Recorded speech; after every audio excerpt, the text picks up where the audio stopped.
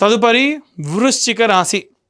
వృశ్చిక రాశి వారికి సంబంధించి ఈ యొక్క డిసెంబర్ 1వ తారీఖు నుండి 31వ తారీఖు వరకు ఎలా ఉండబోతుంది, అలాగే గురు తిరోగమనం కానీ రుచక యోగం కానీ వీరికి ఎంతవరకు లాభిస్తుంది అనేటువంటి విషయాన్ని ఇప్పుడు తెలుసుకున్నట్టయితే, ఈ యొక్క కుజగ్రహం 1వ స్థానంలో బాగుంటుంది, 2వ స్థానంలో కూడా బాగానే ఉంటుంది. 1వ స్థానంలో బాగున్నన్ని రోజులు కూడా దాన్ని రుచక యోగం అంటారు. అలాగే వీరికి శుక్రుడు కూడా 1వ స్థానంలో ఖచ్చితంగా లాభిస్తాడు. సూర్యుడు మాత్రం 1వ స్థానం లాభించడు. కాబట్టి వీరికి ఖచ్చితంగా మనము ఇంతకు మునిపే చెప్పుకున్నాం, 3, 6, 10, 11 స్థానాలు మాత్రమే సూర్యుడు లాభిస్తూ ఉంటాడు. శుక్రుడు ఎప్పుడైతే లగ్నంలో లాభిస్తాడో దానివలన భార్యాభర్తల సంబంధితమైనటువంటి విషయాలు చాలా అద్భుతంగా ఉంటారు, ఎటువంటి సందేహం లేకుండా ఉంటుంది.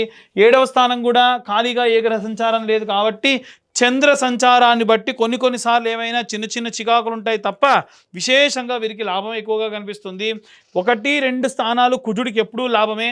ఎప్పుడైతే బుధుడు ఈ యొక్క స్థానంలోకి వస్తాడో 8వ తారీఖు తర్వాతకి, అప్పుడు మాత్రమే బుధుడు ఇక్కడ లాభించడు. సో వ్యాపార సంబంధితమైనటువంటి విషయాల్లో ఖచ్చితంగా చెబుతున్నానండి, బుధుడు 1వ స్థానంలో లాభించడు. కాబట్టి ఎట్టి పరిస్థితుల్లో ఏవైనా సరే నూతనంగా ప్రారంభించేటువంటి వ్యాపారాలు మటుకు ఈ యొక్క 8వ తారీఖు ముందే చేసేసుకోండి. దానివలన విశేషంగా ఏవైనా ఇబ్బందుల నుండి బయటపడతారు. అలాగే ఈ యొక్క దశమ స్థానంలో కేతుగ్రహ సంచారం చేయడం వలన లాభస్థానంలో ఉన్నటువంటి కేతువు వీరికి ఇచ్చేటువంటి లాభాన్ని స్ట్రైట్గా ఇవ్వకుండా ఏదో ఒక తిరకాసు ద్వారా చాలా కష్టపడితే కానీ మీ దాకా రాదు. నవమ స్థానంలో ఉన్నటువంటి గురువు ఈ యొక్క అష్టమానికి సంచారం చేయడం వలన నవమంలో ఉన్నంత వరకు కూడా గురువు లాభిస్తాడు.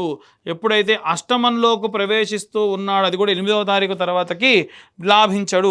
గురువు లాభించకపోతే ఏమవుతుందనంటే, వివాహం అనుకున్నటువంటి వాళ్ళకి వివాహం కుదరదు, సంతానం అనుకున్న వారికి సంతానం కుదరదు, ఉద్యోగం అనుకున్నటువంటి వారికి ఉద్యోగము రాదు.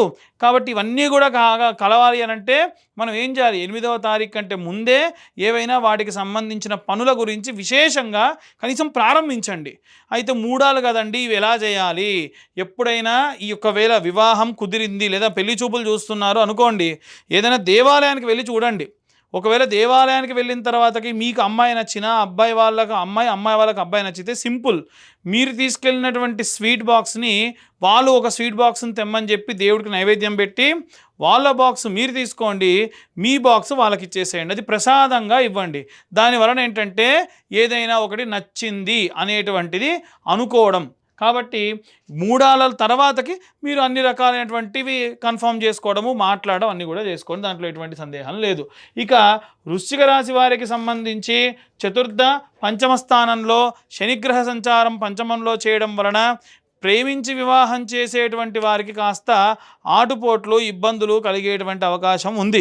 కాబట్టి ఎట్టి పరిస్థితుల్లో పంచమంలో ఉన్నటువంటి శనిగ్రహ సంచారం కొన్ని రకాలుగా వీరికి, అంటే ఏవైనా సరే ప్రొఫెషనల్ లైఫ్లో బాగుంటుంది కానీ పర్సనల్ లైఫ్లో అంత గొప్పగా ఉండదు. ఇక అందరూ కూడా ఏ రెమెడీస్ తీసుకోవాలి, ఏ మంత్రం చదవాలి అనేటువంటి విషయాన్ని ఇప్పుడు మనం తెలుసుకుందాం. ఇప్పటి వరకు మనం ఈ రాశి వారికి సంబంధించి డిసెంబర్ నెలలో ఉన్న గ్రహచారాలని బట్టి, తిథి వార నక్షత్ర యోగ కరణాలని బట్టి మనం జాతకాన్ని విడివిడిగా చెప్పడం జరుగుతుందని చెప్పుకున్నాము. కానీ ఇప్పుడున్నటువంటి పరిస్థితుల్లో వీరు ఏ మంత్రం చదవాలి ఈ డిసెంబర్ నెలలో అనేటువంటిది ఇప్పుడు మనం తెలుసుకుందాం.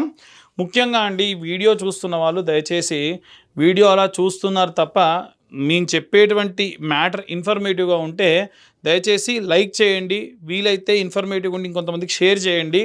కాస్త దానివల్ల మాకు ఎంకరేజ్ చేసిన వాళ్ళు అవుతారు. అయితే ఇప్పుడు నేను చెప్పే రెమెడీ అందరూ కూడా పాటించండి. మంత్రం ఏం చదవాలి అనేటువంటిది నేను ఆఖరిలో చెప్తాను. ఇప్పుడు ఆ రెమెడీస్ ఏంటంటే, మీ దగ్గరలో ఉన్న నవగ్రహ దేవాలయానికి వెళ్ళిపోండి.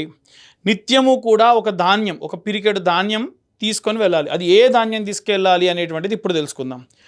ఆదివారం నాడు ప్రారంభించాలనుకోండి, పిరికెడు గోధుమలు అంతే, ఒక ఆకు డొప్పలో వేసేసి, చిన్న మట్టి ప్రమిదలు మీకు బయట నెయ్యి వేసి అమ్ముతున్నారు ఆల్రెడీ, అది తీసుకొని వెళ్ళి ఆ ధాన్యంపై పెట్టి వెలిగించండి. తర్వాతకి 21 ప్రదక్షిణాలు చేయండి. ఎన్ని ప్రదక్షిణాలు? 21 ప్రదక్షిణాలు చేసి మళ్ళీ 6 ప్రదక్షిణాలు అపసవ్య దిశలో, అంటే clock wise 21, anti clock wise 6. ఇది నేను మళ్ళీ ప్రతి రోజుకి చెప్పను, మీరు నవగ్రహాల గుళ్ళో ఎప్పుడు ప్రదక్షిణ చేసినా 21 ప్రదక్షిణాలు చేయాలంటే 7 గ్రహాలకి 7 మూళ్ళ 21, రాహుకేతువులకు యాంటీ క్లాక్ వైజ్ డైరెక్షన్లో 2 మూళ్ళ 6 ప్రదక్షిణాలు, మొత్తం 27. అందుకే 27 నక్షత్రాలు మనకు ఉంటాయి నవగ్రహాల్ని బేస్ చేసుకొని. అయితే ఇలా చేయడం వలన నక్షత్ర నవగ్రహ దోషములుంటే పోతాయి. అది కూడా సూర్య సంబంధితమైనటువంటి దోషములుంటే ఆదివారం నాడు చేయడం వల్ల. అయితే ప్రదక్షిణాలు చేసేటప్పుడు ఆదిత్యాయ చ సోమాయ మంగళాయ బుధాయ చ గురు శుక్ర శనిభ్యశ్చ రాహవే కేతవే నమః అనేటువంటి మంత్రం చెబుతూ ఎన్నిసార్లు వేస్తే అన్నిసార్లు.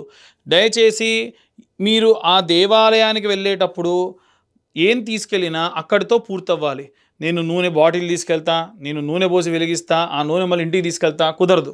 పసుపు తీసుకెళ్తా, కుంకుమ తీసుకెళ్తా, కేజీ పొట్లను తీసుకెళ్ళి కొద్దిగా వాడి వెనక్కి తీసుకొస్తా, కుదరదు.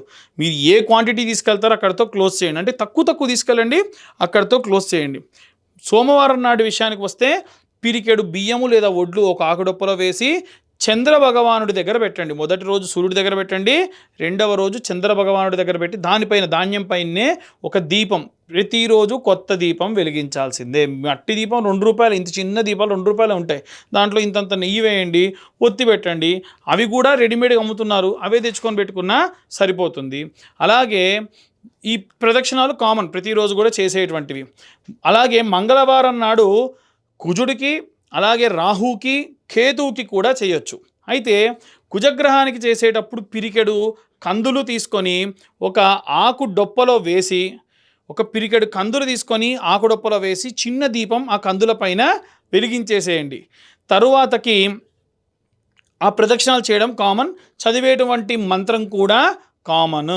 తర్వాతకి బుధగ్రహానికి సంబంధించి పిరికెడు పెసర్లు వేసి దీపం పెట్టేసి బుధవారం నాడు ప్రదక్షిణాలు కామన్, మంత్రం కామన్.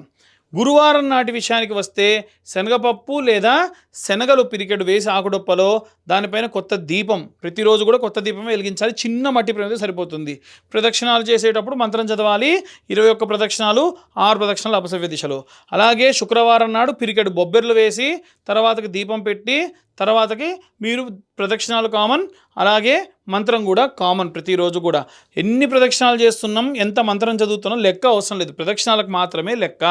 21 సవ్యం, 6 ప్రదక్షిణాలు అపసవ్యం. అంటే clock wise, anti clock wise. Clock wise 21, anti clock wise 6. శని గ్రహానికి సంబంధించి చేసిన రోజు కొంచెం ప్రత్యేకంగా చేయండి. చేసేటప్పుడు పిరికెడు నువ్వులు ఆకుడొప్పలో వేసి దానిపైన ఒక దీపం పెట్టేసుకొని, వీలైతే దీపం నువ్వుల నూనెతో వెలిగించి, వీలైతే ఒత్తి కూడా నల్ల ఒత్తి వేసి ప్రదక్షిణలు చేయడం ప్రారంభించండి. ఈ నవగ్రహ మంత్రాలతో పాటు నీలాంజన సమాభాసం రవిపుత్రం యమాగ్రజం ఛాయా మార్తాండ సంభూతం తం నమామి శనేశ్వరం అనేటువంటి మంత్రాన్ని చదవండి. ఇక మిగిలింది రాహుకేతువులు మంగళవారం నాడు చేయాలి కాబట్టి పిరికెడు నల్ల మినుములు ఒక ఆకుడొప్పలో వేసి దీపం వెలిగించి ఈ యొక్క ప్రదక్షిణాలు 21 కామన్గా మీరు ప్రతిరోజు చేసేవి, యాంటీ క్లాక్ వైజ్ డైరెక్షన్లో చేసేటువంటివి 6 ప్రదక్షిణాలు. అలాగే కేతుగ్రహానికి కూడా ఆకుడొప్పలో నల్లటి రంగులో ఉండేటువంటి ఈ యొక్క ఉలవలు వేసి దానిపైన దీపం పెట్టి ప్రదక్షిణాలు common 21, anti clock wise 6. In case రోజు మీరు ఏమైనా పండ్లు తీసుకెళ్తారా, ఒక 2 పండ్లు తీసుకెళ్ళండి, అంతకు మించి వద్దు. ఏ గ్రహానికి మీరు తీసుకెళ్తే ఆ గ్రహానికి తీసుకెళ్ళండి. లేదు ప్రతి గ్రహానికి కూడా బెల్లం ముద్దలు పెడతా అంటే చిన్న సైజులో బెల్లం ముద్దలు ప్రతి ఒక్క గ్రహానికి పెట్టండి. పూలు కావాలంటే ఏ రోజు ఏ గ్రహానికి పూజ చేస్తే ఆ గ్రహానికి మీరు పూలు పెట్టండి. అలా విశేషంగా ఈ యొక్క నెల రోజులు కూడా చేయండి. ఎందుకు అంటే గ్రహ సంచారాలు విపరీతంగా మారుతున్నాయి. సంవత్సరం ఆఖరికి వచ్చేసింది. వచ్చే సంవత్సరంలో జల సంబంధితమైనటువంటి విషయాలు, అగ్ని సంబంధితమైనటువంటి ప్రమాదాలు విశేషంగా జరగనున్నాయి. కాబట్టి అలాంటి ఎన్నో రకాలైనటువంటి ప్రమాదాలను మనం దాటుకొని ప్రశాంతంగా ఉండాలి అంటే, శక్తిని చేకూరాలంటే నవగ్రహాలు నక్షత్రాలకు సంబంధించిన సంపూర్ణ శుభ కృపా కటాక్షాలు మన యందు ఉండాలి. నెక్స్ట్ వచ్చేటువంటి ఎపిసోడ్లో మనకు 2026వ సంవత్సరం ఎలా ఉండబోతుంది, ఎవరైనా ప్రముఖులు గతించబోతూ ఉన్నారా, అలాగే ఎలాంటి ప్రమాదాలు జరగబోతూ ఉన్నాయి అనేటువంటి విషయాలతో మీ ముందుకు వస్తాను. సర్వే జనా సుఖినో భవంతు. స్వస్తి.